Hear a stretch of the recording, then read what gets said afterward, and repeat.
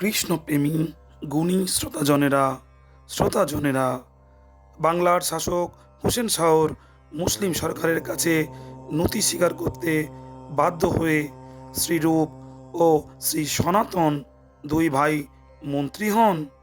বাংলার তদানীন্তন একজন বিত্তমন্ত্রী ও আর একজন মুখ্যমন্ত্রী, এবং তারা উভয়ই মালদায় অবস্থিত রামকেলিতে বাস করতে থাকেন।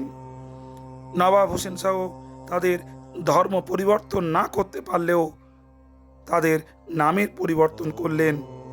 একজনের নাম হলো সাকর মল্লিক, আরেকজনের নাম হলো দবির খাস। কিন্তু তাদের আসল কাজ ছিল শাস্ত্র শিক্ষা দেওয়া, যা তারা সার্বভৌম ভট্টাচার্যের ভাই বিদ্যা বাচস্পতি মহাশয়ের কাছ থেকে শিখেছিলেন। সারা ভারত থেকে পণ্ডিত ও ব্রাহ্মণরা এই দুই ভাইয়ের কাছে শিক্ষা লাভ করতে আসতেন। শ্রীরূপ ও সনাতন গৌড়ীয় বৈষ্ণব পণ্ডিতদের মুকুটমণি হিসাবে প্রশংসিত হয়েছিলেন।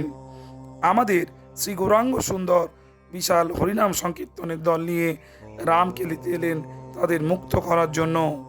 তারা ভগবান গৌরাঙ্গের সেবার জন্য সর্বস্ব ত্যাগ করেন। শ্রী চৈতন্য মহাপ্রভু শ্রীরূপ ও সনাতন গোস্বামীকে বৃন্দাবনে গিয়ে 4টি সেবা করার আদেশ দেন।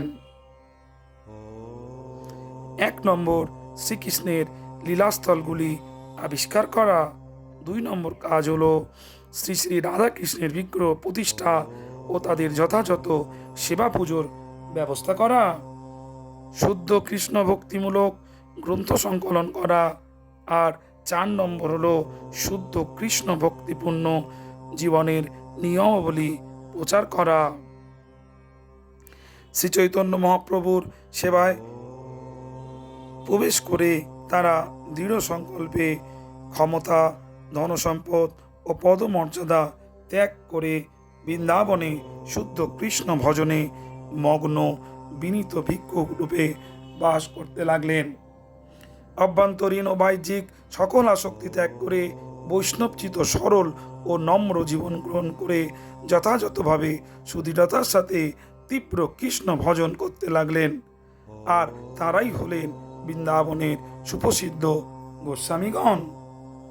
শ্রোতাজন, কৃষ্ণময় ভিডিওটি যদি ভালো লেগে থাকে, চ্যানেলে নতুন হলে চ্যানেলটি সাবস্ক্রাইব করতে ভুলবেন না। আর বেশি বেশি শেয়ার ও লাইক করে অন্যান্য শ্রোতাজনকে শোনার ব্যবস্থা করে দিন। নমস্কার।